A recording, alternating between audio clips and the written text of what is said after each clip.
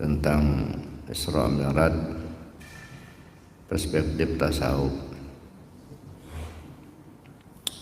Artinya kita masih mengkaji, memahami ilmu tarekat, kajian tarekat. Sebab dalam Isra Mi'raj itu nuansanya nuansa tarekat. Nah, ini kalau kita bicara Isra Mi'raj sebenarnya kita bicarakan tentang perjalanan hidup kita untuk menuju Allah. Makanya saya katakan bahwa Isra Mi'raj itu sebuah pola bagi seorang hamba yang ingin menghadap Allah.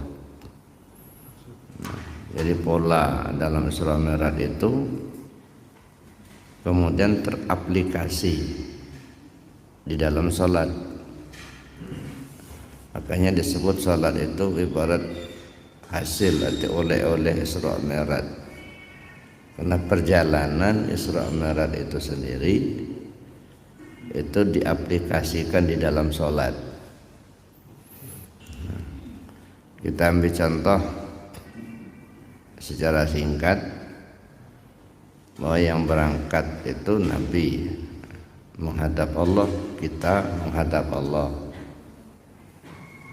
Kemudian Nabi dibimbing Jibril, kita dibimbing guru mursyid. Nabi dibelah dadanya, dikeluarkan jantungnya, dibersihkan. Kita membersihkan diri lahir dan batin. Lalu kemudian Jibril mendatangkan burak.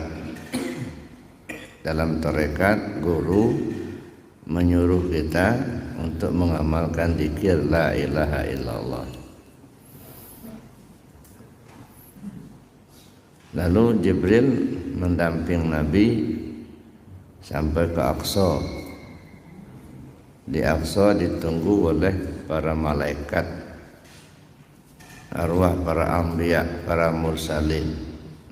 Artinya orang yang mengamalkan zikir, orang yang menempuh perjalanan menuju Allah. Para malaikat pun ikut senang. Arwah guru-guru kita membimbing kita.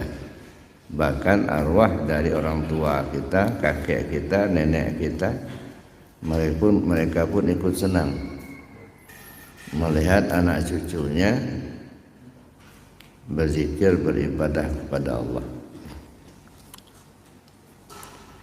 Nah, kemudian Mi'raj. Nah, disinilah dalam hadis as-salah mi'rajul mu'minin. Salat itu mi'rajnya si al-mu'min. Nah, kenapa Isra-nya enggak disebut? Kan enggak ada hadisnya as-salah Isra mi'rajnya si al-mu'min, enggak ada.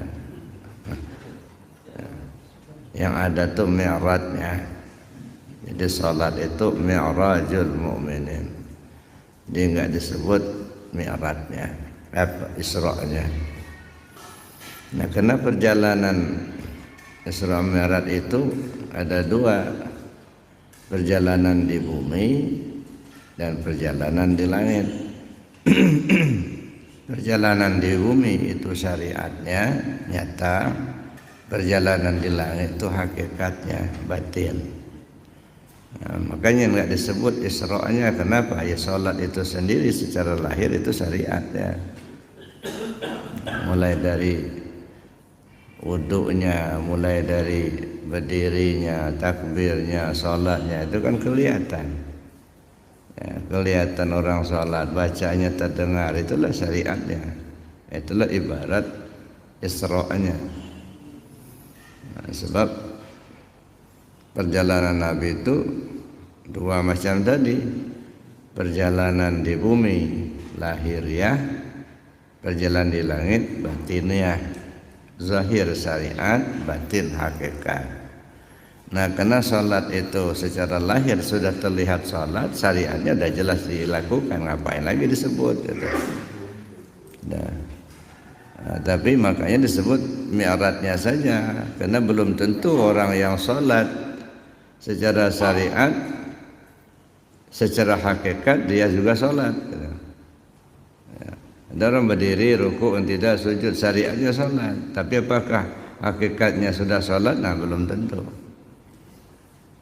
Makanya disebut diutamakan mi'raj. Shalah mi'rajnya si al-mu'min. Nah, si al-mu'min itu siapa? Si al-mu'min itu ya ruh kita. Jadi bukan salat itu mi'rajnya orang-orang yang beriman, bukan, si al-mu'min. Nah, mengambil hadis al-mu'min miratul mu'min. Si al-mu'min itu cerminan daripada si al-mu'min. Nah, makanya yang perlu dibenahi naik itu ya ruh kita. Maka disebut as-shalah mi'rajul mu'minin. Maka saya katakan Isra Mi'raj itu ya perjalanan menuju Allah. Aplikasi daripada isi Isra Mi'raj itu ya di dalam salat. Karena kita lihat ya, ketika kita akan melaksanakan salat itu sendiri, kan kita harus bersih zahir, bersih batin. Bersih zahirnya syariatnya berwudu gitu ya. Nah, bersih batinnya ini yang lebih ditekankan. Kalau syariatnya lahirnya sudah ya. Artinya sudah nyata, kelihatan, sudah berwudu, sudah berdiri, ruku, tidak sujud, menghadap kiblat, takbir, baca Fatihah dan lain sebagainya.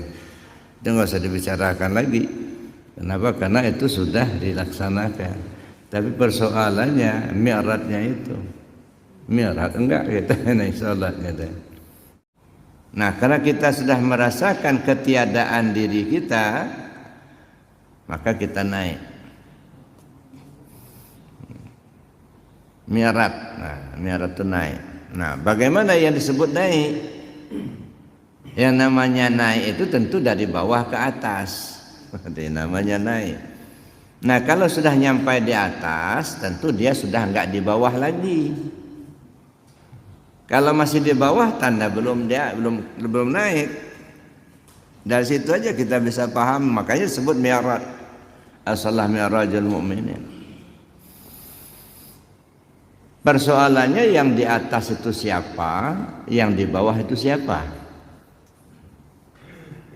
Yang di atas itu qadim, yang di bawah itu muhdas. Jadi kalau mi'raj naik, kalau sudah naik artinya sudah di atas. Kalau sudah di atas berarti sudah enggak di bawah. Artinya begitu kita naik ke qadim. Kalau sudah di qadim sudah hilang muhdas. Kalau sudah hilang muhdas berarti kita tidak lagi merasa kita yang sholat. Kalau masih merasa kita yang sholat, kita yang baca, itu belum naik itu.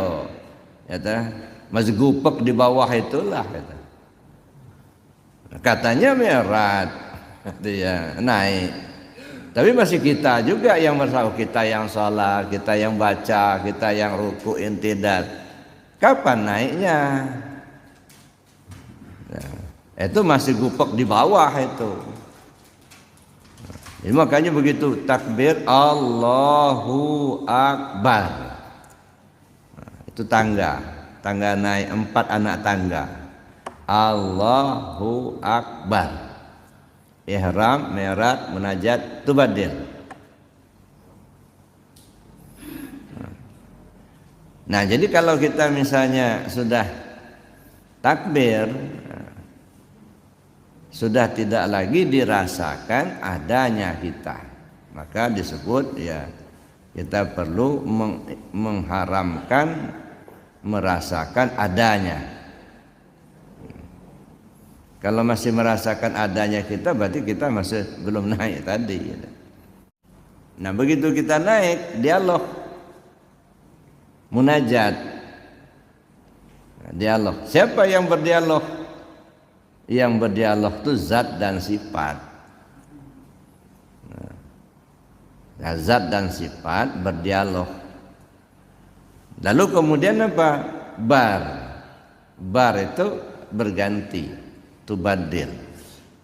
Nah, ini yang disebut berganti, hina berganti mulia. Ada.